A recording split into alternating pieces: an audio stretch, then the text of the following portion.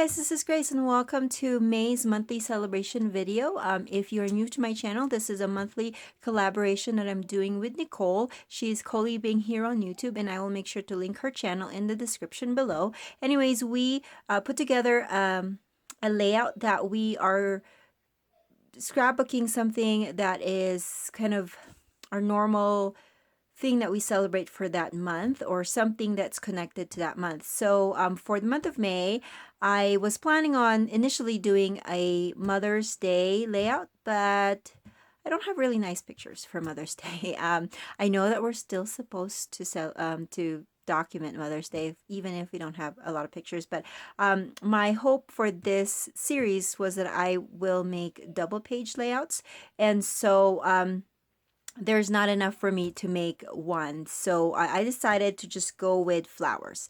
I feel like when I think about when I think about mothers, the second thought that I have are flowers. And so I just happen to have these pictures. These were actually taken not in the month of May, but it was in the month of December. Late last year, we went to Washington, D.C. with my sister's family, and we went to the botanical gardens. So these are some of the pictures that I got from that specific trip. As you can see, they're all 4x6s, and I have 6 pictures here that I plan on scrapbooking. And I just want to share with you what I have pulled from my stash to use for this particular page, and then we'll get right on to the process video. So here are my photos, and then I also pulled out some embellishments before I go on to the embellishments. So because it is a flower themed, I decided that I would rummage through my flower stash. Now my flowers, my buttons, and my brad stash, even my chipboard stash doesn't seem to get touched as often as I want to touch them, and I still hoard them. So I figured it's about time to use them up. So these are just a few of the flowers that I have. I have a ton more, but the reason why I don't think I use them enough, it's because they're just too bulky, and because I try to pack as much as I can in an album, the bulkiness of each page warps up the whole paper, and then it's just, as time goes on, the page doesn't look good, or the pages that's next to it doesn't look good anymore. So I've decided that I've kind of going to veer away so much with all the bulky, heavy items or embellishments. So what I decided to do was focus on my paper thin flowers. So these are some, not all of them. These are some of the thin flowers that I have. As you can see, they're very thin and papery. And so I thought that I could use them on this, and then I also have some leaves. So my plan is to not really have too much layers on my embellishments. On the other hand, though, I cannot not have flowers without something in the centers. So I am going to go with some of the buttons. Now this has some thickness to it, and so I know it's gonna create some bumps, but I think I'm gonna be okay with it if I just put it in little increments on my page. So these are the two things that I wanted to put. And I also pulled out some 4x6 cards as well. Don't know if I'll be able to use them, but they have flowers, and I love this "Oh You Wonderful Thing You," so I thought it was really cute. We'll see if I can use that. And then I also have some doilies just to kind of add some more kind of frilly, girly, feminine detail to my page. And then here are the papers that I pulled out. I'm going to start off kind of out of my normal routine, which is white cardstock base. I'm going to start with the gray. And the reason for that is because I want to, besides my pictures, oh, by the way, this page is going to go with a sketch, and so if you want to check out the sketch, it's going to be in a blog post, and the description will, the link is going to be in the description below. So I'm going to start off with this paper actually as a background. It's not really, I'm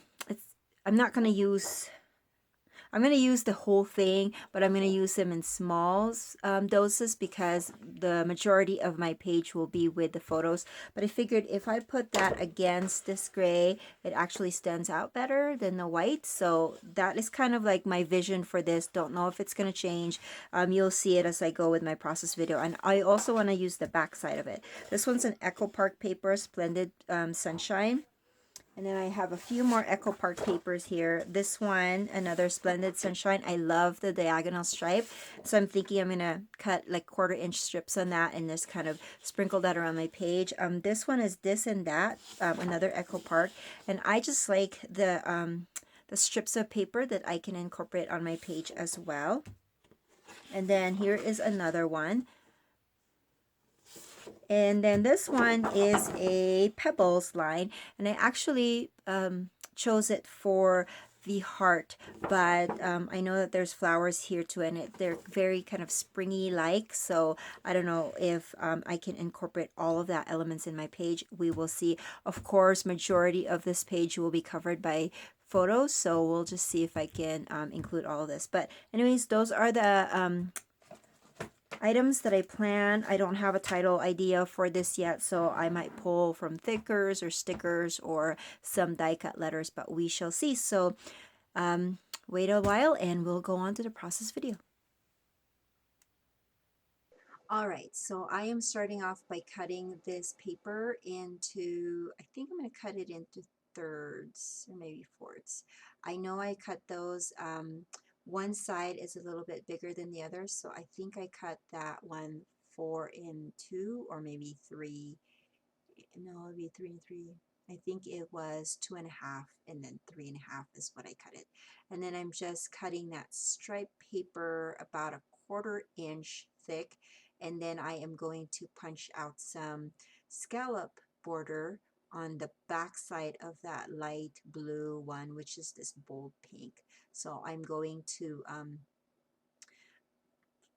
create the border and then do it again because I want to be able to do the same border treatment that I did on both of those light blue paper, and you will see it come together later. But while I'm doing this, I want to thank everybody for continually supporting me and Nicole in this fun collaboration that we're doing this year. It has really helped me to get inspired by making items that from my using my stash, and then also creating the sketches for you guys. And so I hope that you've been using the sketches and you've been inspired to create double page layouts with it. And if you ever follow along with my sketches or with ColieBing's layouts, please leave it in the comment section below so we can share love on your projects and pages as well. So here, as you can see, I've layered all of the strips of paper already. So I'm layering the scallop first on the edge of that, and then I'm going to go back and then add the very thin stripe paper on the top of that. And then I'm going to add that to the other edge of this gray cardstock. And I like to leave a little bit of that cardstock background peeking around my pages. I like the framing that it does to my pages. So you would always see me kind of trim my papers a 1/4 inch smaller than 12 by 12, just so I can do that little framing style that I usually do. So here I'm going to be adding 3 of my photos. And of course, the last one will overlap a little bit in the middle because I do want that frame, that 1/4 inch frame around the page, on the left side of the page rather. And then I'm going to put my bottom one, and then the second page or the left page is done. So this sketch and then this design actually goes by really fast because first of all, I'm using bigger photos, and second, it's kind of a I don't want to say a true mirror design, but it kind of is, where the only difference is that the left side, you flip that kind of 80 degree, or no, not 80, 90 degrees, so that you will get the design for the right side. So because my page is, or my photos are 6 inches and then my border is less than 6 inches, I needed some things to put on that one side, and so I used 2 3x4 cards. pocket scrapbooking cards, and then I cut 3x4 pieces of pattern paper. And I love that it adds a little bit more design on my page without distracting from my photos. So I'm going to do the same treatment that I did, layering the scallop with the stripe and this light blue paper, because I feel like when I do that, it connects the left page to the right if I do the same kind of treatment somewhere that I did on the left to the right as well.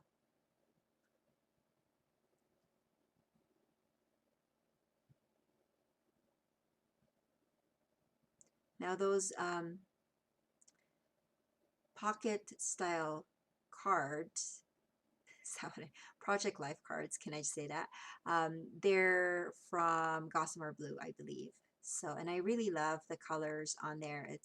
It's very springy, and it just fits the flower theme, and you can always use that for like a Mother's Day theme as well. So here I am pulling all my flowers. I really want to layer them so that I can use as much flowers as I can, because I don't ever use them. So I'm going to try to layer at least 2 of them on each of those, the big flowers there, so that and they're just paper flowers. So they're a little bit thinner than your regular like flowers that you can, uh, the fake flowers that you can get from the store, but they're still, they can get really bulky if I don't control myself with it. And I'm also going to be adding, like I said, centers to them, because I feel like a flower needs to always have a center so that it'll look finished. So that's what I will be doing later. But I'm just kind of playing around here. Some of the items on the right side are not adhered yet because I'm moving things around. And then I remembered, oh, I had leaves. These are really, really old. They're from Prima. And so I decided, oh, I need to pull those out and at least add 2 leaves per cluster of flowers. So I'm going to be putting that. I'm just trying to see which one matches better. I know that my flowers are big embellishments, but I don't want them to just cover my photos too much, and so I have to make sure that my leaves are the right proportion to the flowers that I'm putting out there, or I'm sticking there. And so I've decided that I needed to find a title, and so I just grabbed, this is like my little container of like cuts that I've made, or things that I've run through my die cut machine, my manual die cut machine. I just put it there for, to rummage for when I do need them. And so I decided to go with the thankful as part of my title, and then the rest will be with stickers. And then I'm opening up this new pack, well, an unused pack of buttons from My Mind's Eye, and I'm going to thread it with some crochet thread and then tie that into a bow for a finished look, and then I'm going to trim off the excess and then add that. And I only had 2 of them, so I'm going to adhere 1 on the left and then 1 on the right, just to kind of balance things out. And then the rest of the flowers will have these rhinestones from Doodlebug. So while I'm doing this, I just want to let you know that if you ever have any questions with any of my videos, any of this monthly celebrations videos, just leave it in the comment section below. I do have a playlist going on, so if this is your first video that you've ever watched of this series, make sure that you go on the playlist. And if you click on my picture or on my name just below this video, if you're watching this on YouTube, it will direct you to my page, or my channel rather, and then you could just click on the playlist tab and it should be there along with all of my other playlists and videos. So I am comfortable with how the flowers have turned out, and I'm going to work on my title. I am adhering this with just some pen glue. There's a little bit, a little piece that didn't quite cut well, so I just used my scissors to trim off the excess from one of the letters there. And then I'm going to be pulling out my Teresa Collins stickers. These are from the Hello, My Name Is line. And I just like that the brown is very neutral. It doesn't I'm not incorporating any other different colors on my page because it's already pretty colorful as it is. So I love that the neutrals kind of balances out all of the colors, but it's still, you could still read it.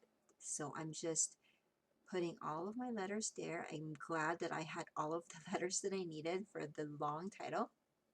And then I decided that this area is where I'm going to put my journaling. Now in the sketch, if you go on the link to my blog, you will find the sketch. But in the sketch, I actually put the journaling, or I suggested that the journaling would go on the bottom left of the double page layout.